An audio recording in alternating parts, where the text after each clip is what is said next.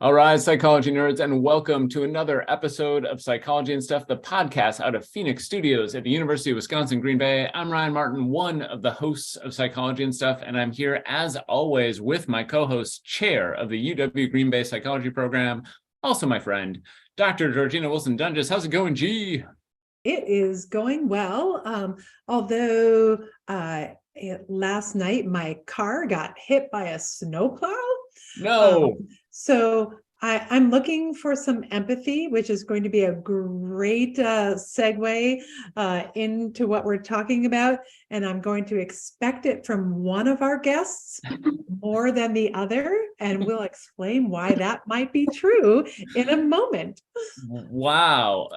That was a dynamite intro, but I have to be totally honest with you and say, when you started out that sentence with although, I thought you were going to dispute whether or not we were friends. I thought you were going to say, although I don't really think of us as friends. And my heart broke just a little bit briefly. Wow. No, I'm going to say, like, we've done like 3 episodes about how we are friends. And so yes, like, even if I consider us not friends, it's too late. Like, I should have stopped this 3 episodes ago. Yeah. Okay. I hear that. And this might just be my own insecurity coming through. So I need to, so I'm wanting to offer some empathy, though this may be breaking the plan. I'm sorry to hear about your car. That's terrible. Yeah. Were you in it? But I was not in it. Thank goodness, because it broke all of the back windows. So. No, I was not in it. My car was innocently parked properly on the street, but we live in Wisconsin. It happens. It is what it is. And so I just am looking for some empathy, and I'm expecting it. So thank you for offering a small bit of it. When you say your car was parked innocently, you make it sound like it parked itself, like it was a self-driving. Was this a Tesla? It was not the Tesla, thank goodness. Yeah, that's an expensive error. So yes. All right. Awesome. I think we should get to our guests so that they can offer you the empathy that I'm not sure I'm adequately offering. So are you ready for this? I am so ready. Right. So we have a couple of great guests today, both from the UW Green Bay Psychology Program. First, you heard her on an episode last fall talking about VR and empathy. She's an assistant professor of psychology here at UW Green Bay, and she researches empathy and perspective taking. She has a PhD in cognitive, social, and developmental psychology from the New School of Social Research, and she did a postdoc at the National Institute for Health, where she studied the health benefits of emerging technologies. Yeah, the health benefits of emerging technologies. It's Dr. Alison Jane Martingano. How's it going, Alison Jane? Hi, thanks for having me on again. I'm really sorry to hear about your car, Georjeanna. Thanks. I was expecting some really great empathy from you. Yeah. Well, I want to say I can really understand what you're going through, but being new to Wisconsin, a lot of this is still very foreign to me. See, there you go. Yeah. Well, I hope that it stays foreign to you. Wow. I got to tell you, I've lived here for 18 years, never been hit by a snowplow. So I'm, honestly blaming you. How's that? How's that for not offering empathy? Am I doing well? Yeah. That was a very judgmental. All right. Well, I also butchered your intro there, and I'm very, very sorry for that. So are we ready to get to our second guest? Yes. Awesome. He's looking glum. I think he wants to be involved. So our second guest has been on almost as many episodes of Psychology and Stuff as I have. He's an associate professor, soon to be a full professor in the psychology program here at UW Green Bay, who researches the neural development of moral judgment, moral action, self-control, empathy, and social behavior. He has a PhD from the University of Minnesota, and he did his postdoc at the University of Chicago. He now knows why I texted him earlier in the day and asked him where he did his postdoc. It's Dr. Jason Cowell. Hey, great to be on. To stay in tune with what this article will be all about, I feel nothing for you, G. So Well played, my friend. Yeah, Jason is dead inside. I still see and feel nothing for you. So yes, that's exactly right.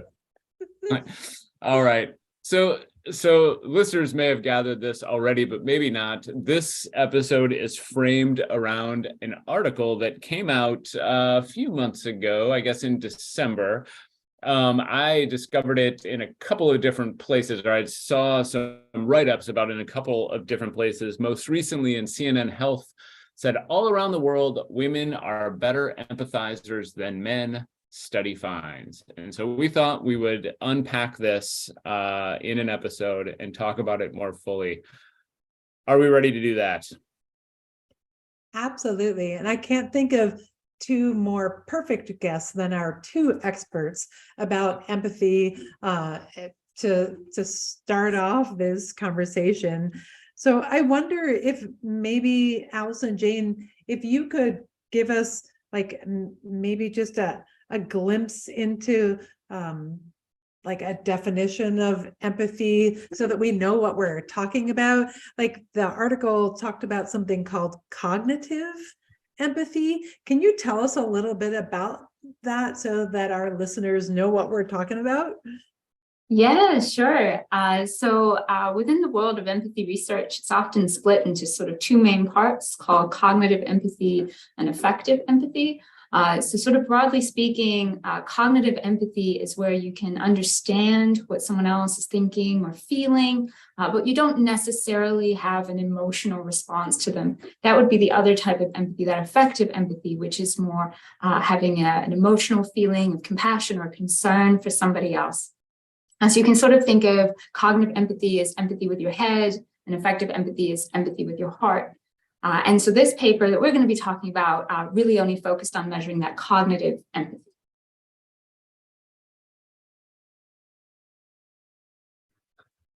So what do we think? I'm struggling today, talking on mute, all sorts of great moments. We can't do these on Friday afternoons anymore, Georjeanna. I think that's what we've established. I'm always Really noted. So what do we think? I mean, I'm curious to hear from both of you on this. What did your gut tell you when you saw the headline of this article? Is it consistent with what you were expecting? Is it different? Where are we at? Jason, I'm going to start with you. Yeah, I think Alison Jane defined the arguably two sides of empathy well. I mean, arguably this isn't empathy in what they're talking about, but I can get to that. It's emotion recognition in a different way. And so I think there's a caveat there. That being said, it's consistent with a series of findings that have been out for about 30 years, really consistently across a whole host of modalities of testing empathy. And again, this is empathy as a broad construct that has many definitions, but just the broad field. There seem to be differences between, we'll go with sexes in this case because it's a newer thing to talk about, gendered differences specifically within cognitive or affective empathy or empathic concern or all of this. I guess I wasn't that surprised. At the same time, I'm surprised how much press it's getting for kind of the size of the effect. It's just, it's not huge. And so I think that that's not as talked about as we're going through pieces of this. And that's a caveat to the stuff I think I'll probably say later. What did you think, Alison Jane?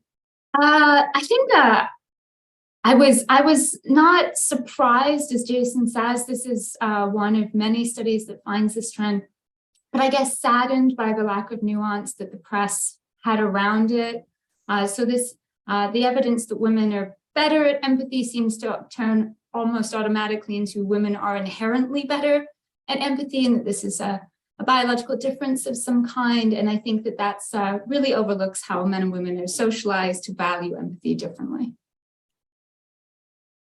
I was thinking about that, particularly with the title of the test that they used to measure said empathy. I think it's called like reading the mind in the eyes or something like that.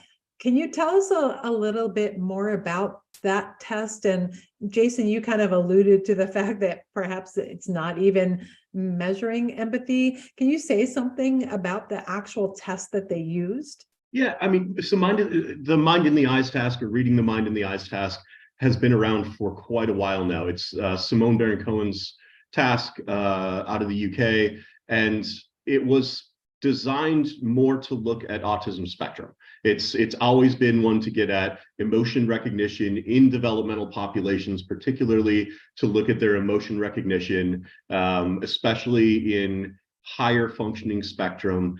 There have been a lot of popular press articles that have actually put the stimuli into, there's a famous one from New York Times about a decade ago that put the entire mind in the eyes task out for everyone to see. And so it kind of spoiled people from being able to legitimately do this task if you read the New York Times for a while.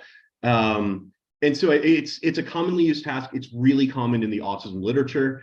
It's less common in this sort of instance, but it is a task that looks specifically at the nasal bridge into the brow ridge and just the eyes of almost all of these are famous individuals, so celebrities or famous individuals, and is just looking at that. And it asks you to,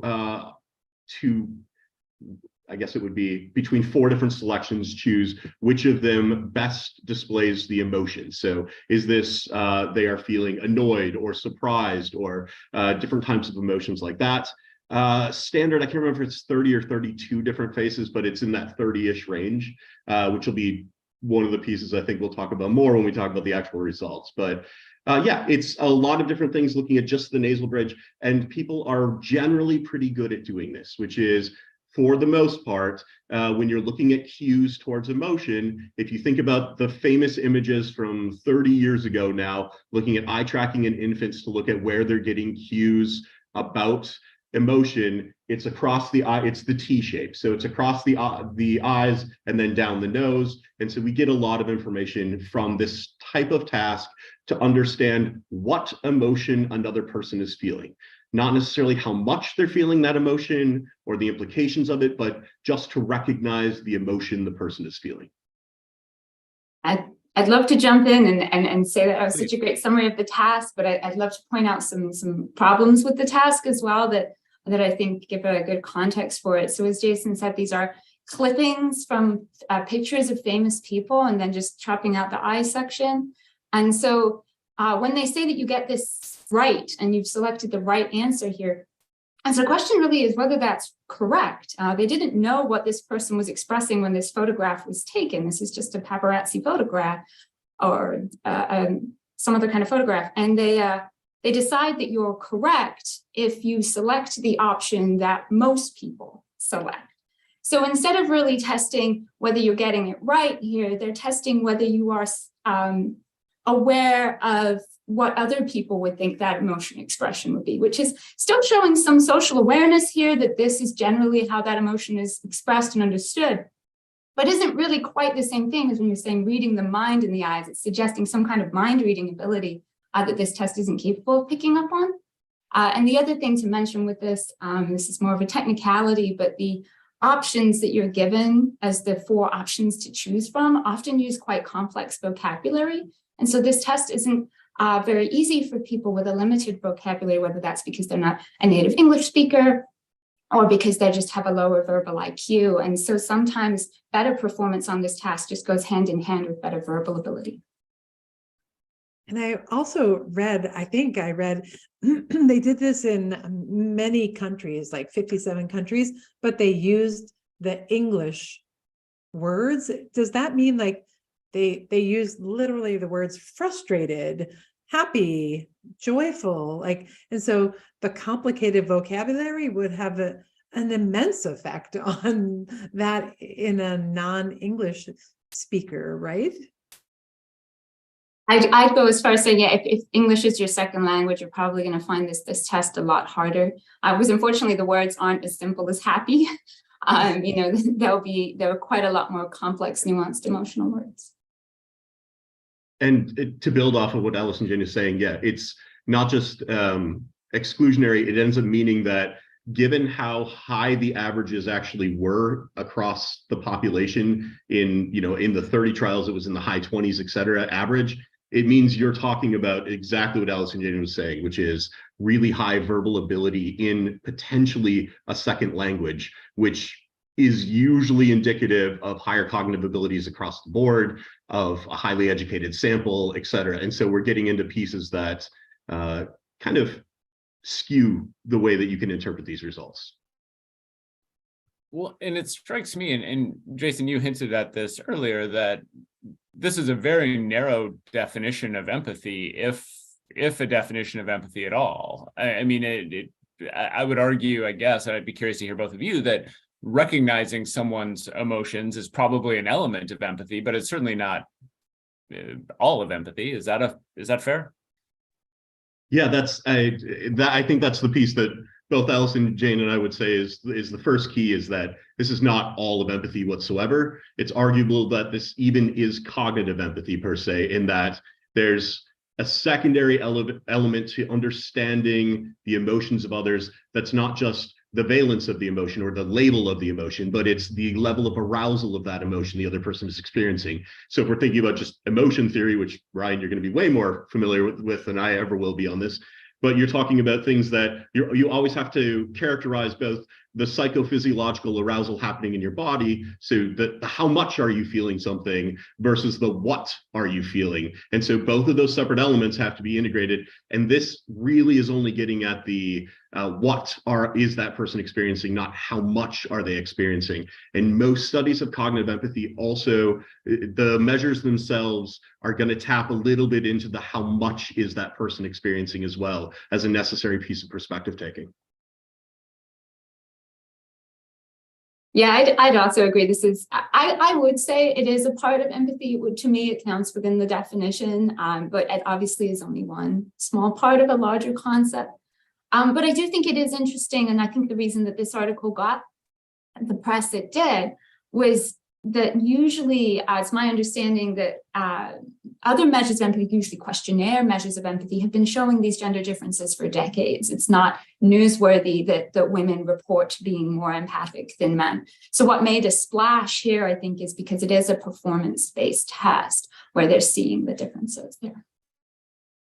I wonder, the second part of the definition that they gave in the article about cognitive empathy had something to do with predicting future behavior. Like if you have higher cognitive empathy, not only can you understand and perspective take on another human's mental state, but also predict their future behavior. In what way is that beneficial to us as humans? I guess I'll jump in and start. In anything that you're talking about social behavior, so you're talking about studies of a broader concept of empathy and understanding that, you're oftentimes then trying to link it to not just the cognitions that people are having, or the thought processes or the feelings that they're having, but also what are the implications in their own behavior, what are the implications in predicting other people's behavior. And so linking those across. A lot of this is about linking it to the types of good or bad actions that people would do. So broadly, morality, here they're talking a little bit more about it as a pro-sociality or good behaviors that you would expect from people.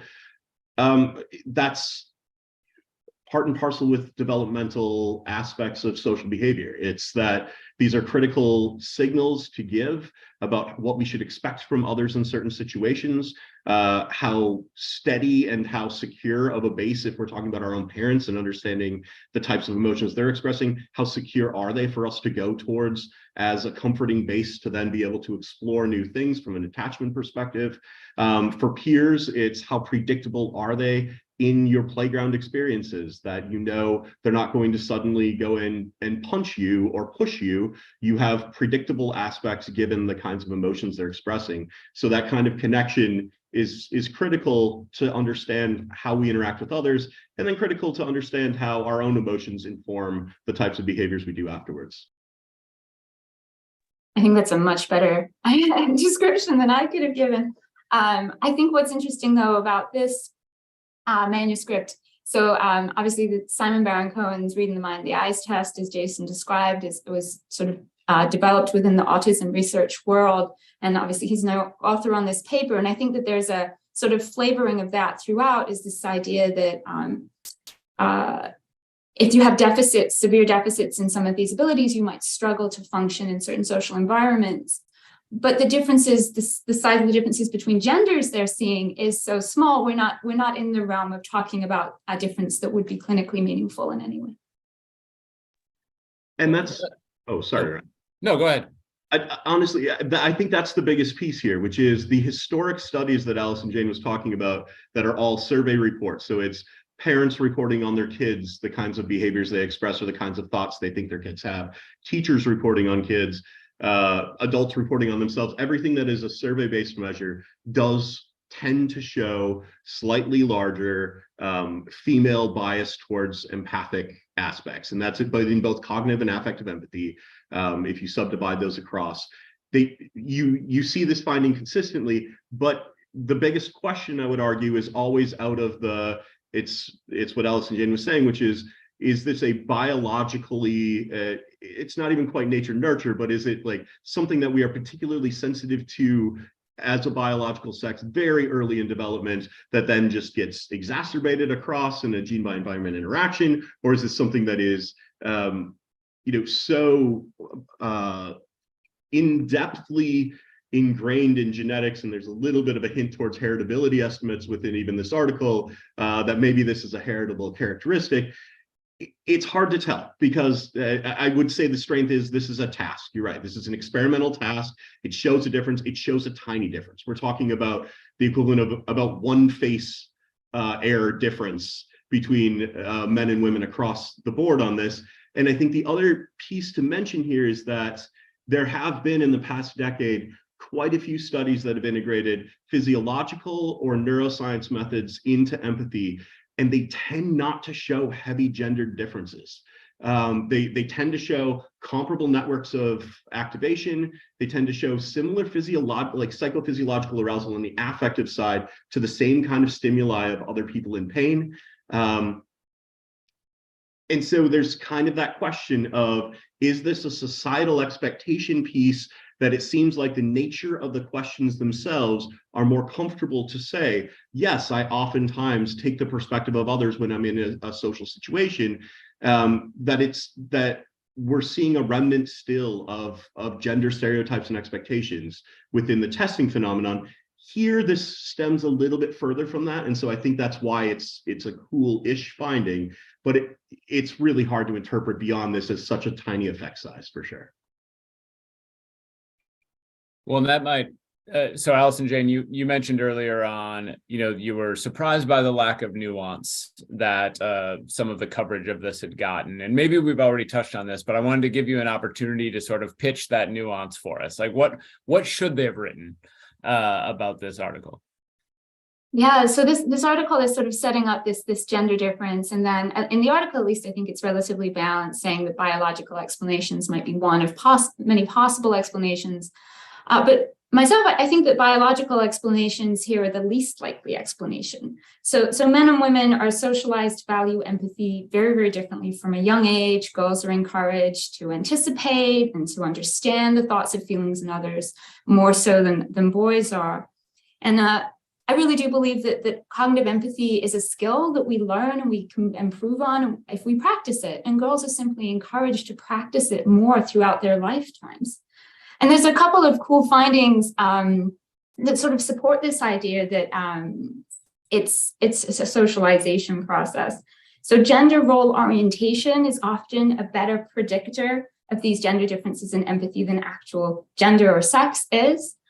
And typically, as Jason was saying, neuropsychological evidence doesn't find these differences, but if it does, you can usually get rid of it by motivating people more. So if you add an additional motivation in, like paying people more money, men's performance can increase to the same as women. So it just seems that women are socialized to value doing this task more, to put more motivation in, to try harder to do it to fit with the society's roles and expectations for us.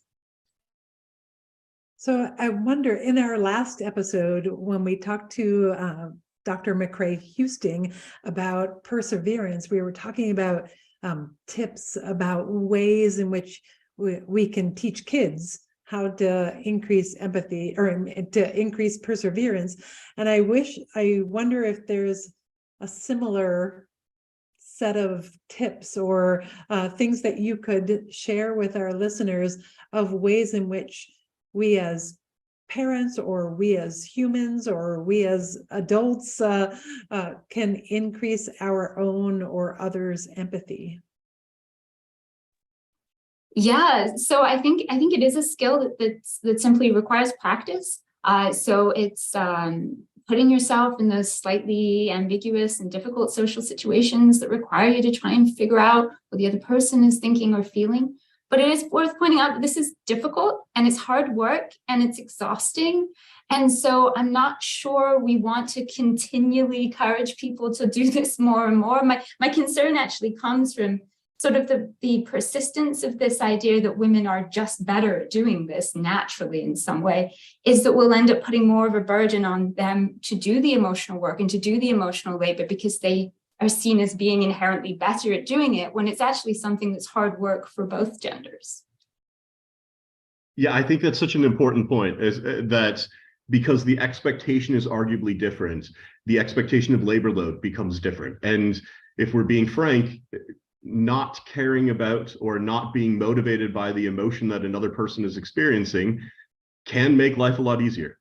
It can frankly, like, I'm a dorky Star Trek person, and so if we're talking about things like Vulcan, it can be you just use a logical outcome rather than having to have another system that's informing different things you have to balance.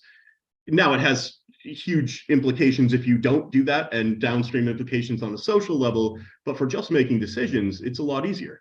And so arguably triaging, and in this case, males having the ability to triage because of differential expectations that Alison Jane was talking about, I think really shifts things. And that's problematic in this case.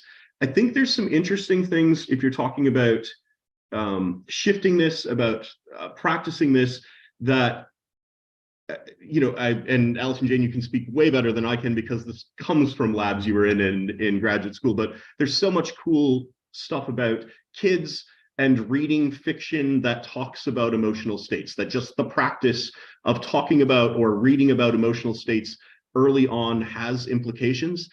The part on the other side that I think is important is, we're talking a lot about cognitive empathy because this was about cognitive empathy.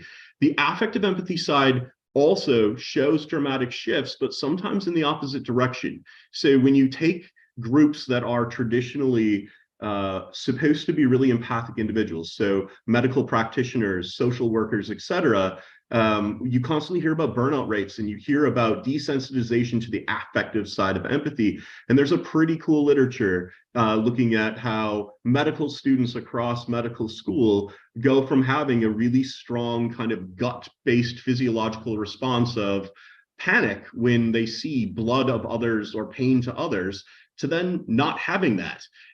That doesn't mean, in kind of the against empathy sort of argument from Paul Bloom, that means they're not empathizing or they're not putting themselves in the shoes. They're well aware of the cognitive aspects of this, of how much pain the person is experiencing and what they're experiencing. It just doesn't have that secondary piece. And that's also part that you kind of sometimes see in psychopaths, which is there's arguably that differentiation between those pieces that can be shifted. All right. So one of the take homes for me from this conversation has been the broader than just the discussions of empathy. It's actually the need to understand an entire literature base instead of making judgments based on a single scientific finding in a single study. But I'm curious if we could kind of go around the rooms here and talk about what people think should be a take home from this. Alison Jane, why don't we start with you? Nobody jumped, so I had to play teacher and call on someone. I would say that my take home would be that there might be differences in emotion recognition between men and women, but these are probably not inherent. These are not necessarily inherent differences, and are likely because women have spent their lives practicing these abilities more. Jason, what do you think?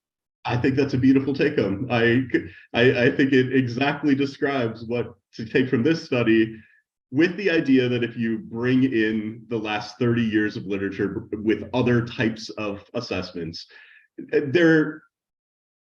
in testing, there is a difference in exhibited and in reported empathic abilities between men and women.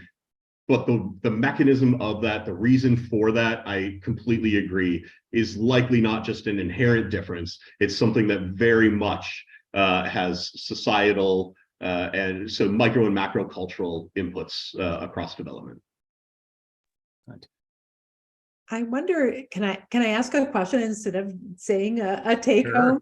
I was thinking about when we were talking in our perseverance episode about lawnmower parents who like try and clear the path for their children so that they never have to fail and they don't have to struggle with anything. And I'm wondering if that is part of cognitive empathy that parents have for their children, that they are predicting their children's behavior and feeling empathetic that they are going to mess up as humans do, because we are imperfect beings, and so they try and predict their future behavior and then clear away any mistakes that they could possibly make. Are those connected in some way, do you think, either of you, Jason or Alison Jane? I don't know if I know enough about parenting, not being the only non-parent here, that I can speak to this. But when you said that, I was thinking about how maybe parents do sort of empathize on behalf of their kids. So they're sort of thinking about what their children should be doing or thinking or anticipating, and then doing it for them. And I suppose my worry with that is that you're sort of cheating your children out of the opportunity to practice those skills themselves, and in the end, they won't learn quite as much from that.